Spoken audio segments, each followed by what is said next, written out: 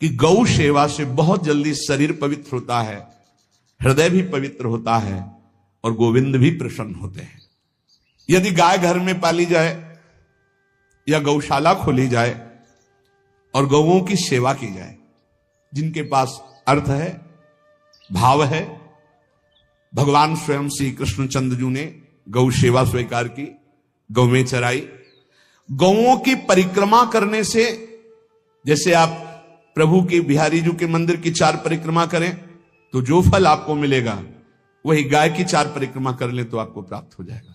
गौ की प्रदक्षिणा से, गावः प्रदक्षिणी कार्यावंदनीया ही नित्यशः, जो रोज गाय को प्रणाम करता है और गाय की प्रदक्षिणा करता है तो भगवत प्रदक्षिणा का उसे फल प्राप्त होता है। यदि घर में गाय बंधी है और भूखी है और प्यासी है तो तुम्हारे सारे पुण्य नष्ट हो जाएंगे। गाय के गोबर से जहां लेपा जाता है वहां जिस देवता का आवाहन करोगे वही देवता आकर विराजमान हो जाएगा। गौएं जहां विराजमान रहती, गौशाला में भजन करे तो कई गुना बढ़कर के प्राप्त होता है।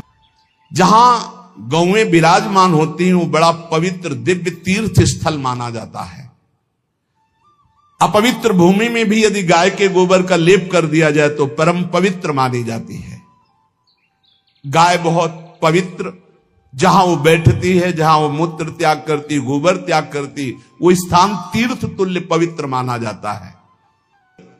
कितना भी बड़ा पापी हो, अगर पंचगव्य पिलाया जाए तो वो वैदिक मंत्रों को स्वीकार करने लायक हो जाता है, पवित्र हो जाता है।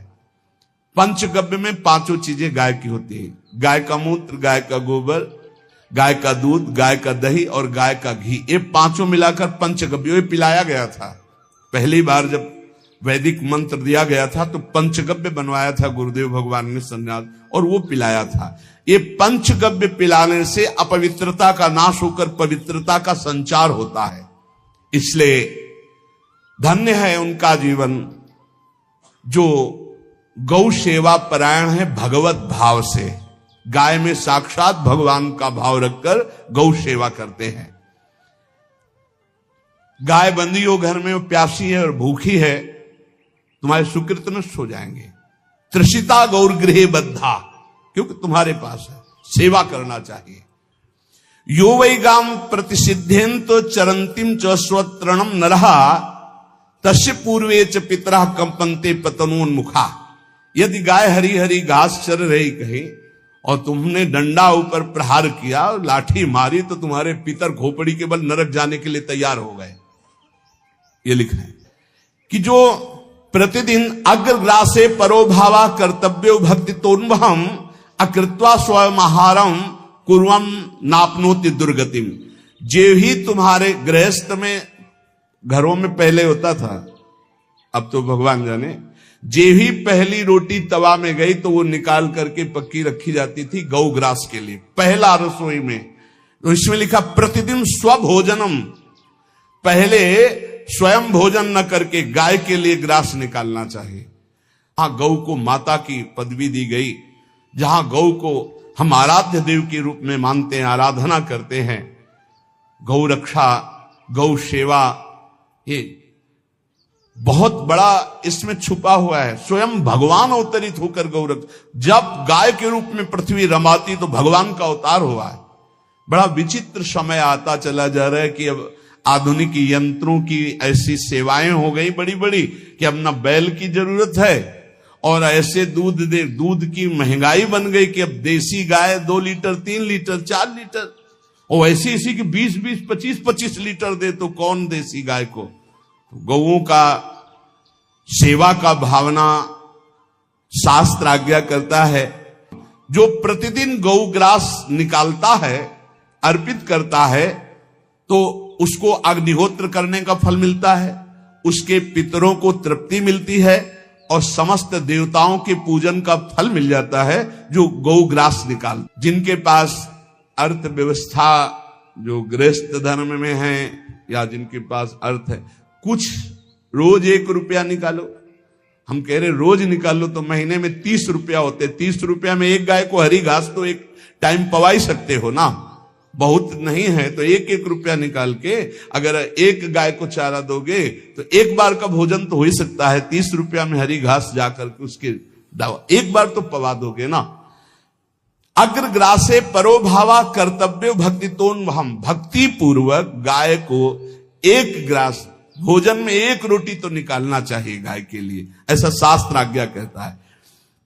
जो ऐसा करता है तो अकृत्वा स्वयमाहारम कुर्वन् आपनोति दुर्गतिम, अपने आहार से 1 रोटी निकालकर गाय को देता है और स्वयं 3 रोटी भले पाले 1 रोटी गाय को दे दी तो बोले उसकी दुर्गति नहीं होगी, अर्थात उसके अंदर भाव बढ़ता चला जाएगा, वो भगवान की भक्ति में।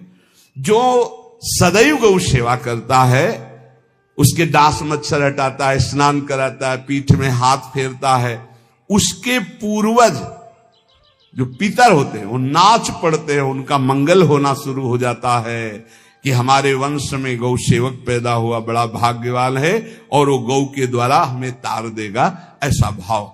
गौ सेवा हमारे सनातन धर्म में बहुत बड़ा स्थान गौ सेवा का। तो मूर्ख मनुष्य जैसे अब गाय दूध नहीं दे रही, मार डंडे डंडे मार रहे हैं, इंजेक्शन लगा रहे हैं, ऐसे वैसे कर रहे हैं, उसको ताड़ना दे रहे हैं। तो बोले जो मूढ़ बुद्धि मूर्ख मनुष्य यो वही ताड़ते यष्ट्याधेनुम मर्त्यो विमूढ़धि, वो गाय को लाठी से मारता है, डंडे से मारता है, हाथों से मारता है तो धर्मराजस्य नगरेशा याति करवर्जिता। धर्मराज जी पहले अपने नरक में ले जा करके उसके कहते थोड़े थोड़े तिल तिल करके पहले इसके हाथ काटो, मरना है नहीं वहां, अब आराम आराम से थोड़े थोड़े पहले हाथ वर्जिता है। इन्हीं हाथों से गाय को मारा था ना, तो ऐसे थोड़ा थोड़ा काटा जाता है उसके हाथ। गौ सेवा का धन सिर्फ गौ सेवा में ही लगना चाहिए। आप गौ सेवक है, दूध पान कीजिए, रोटी खा लीजिए, लेकिन गौ सेवा का अर्थ आप अपने वासनाओं की पूर्ति में, अपने मनोरंजन में या अपने मन के संकल्प भावना में नहीं पूरी कर सकते। गौ सेवा के लिए ही पूरी कीजिए। गौ के वास का निर्माण, गौ के भोजन की व्यवस्था, वो दूध दे ना दे, वो कैसी भी अवस्था में हो, उसकी सेवा परायणता, उसके लिए सेवक रखना, सेवकों को भी सुख प्रदान करना, लेकिन स्वयं कभी गौ के सेवा के लिए आए हुए धन का स्वयं के लिए भोग न करना और निरंतर भजन रखना, उसे परम पद की प्राप्ति हो जाएगी। जो गौ के शरीर को स्नान कराता है, गौ के शरीर को कीट आदि से, मच्छर आदि से रक्षा करता है और खूब अच्छा अच्छा पदार्थ गौ को, केवल दूध के लोभ से नहीं, ये हम गौ सेवा की बात कर रहे हैं, ये कि नहीं वहां 10 लीटर दूध देती तो हाथ फेरो, जब दूध नहीं देती है तो चारा भी ठीक से नहीं दे रहे और उसके ये स्वार्थी हो, गौ सेवा का बात नहीं। वो दूध का लोभी केवल व्यापार की बात करता है। गौ सेवा का तात्पर्य है गौ सेवा केवल, खूब बछड़े को पिला दिया प्रसाद रूप से, जो दूध मिला उसका अपने सेवन की, वो बात तो अलग है। अब बछड़े को तो जरा सा केवल पिन्हाने के लिए कर दिया और खूब सारा दूध लीटर में नाप करके जा रहा है और उस समय तक तो खवाओ पियाओगे ही खूब अच्छे से, इसके बाद जब दूध देना बंद किया तो उसका आदर सत्कार खत्म, खोल के बाहर ऐसे वो प्लास्टिक खाते घूम रही है, तो ये गौ सेवा नहीं मानी जाएगी, वो स्वार्थ पूर्ति मानी जाएगी।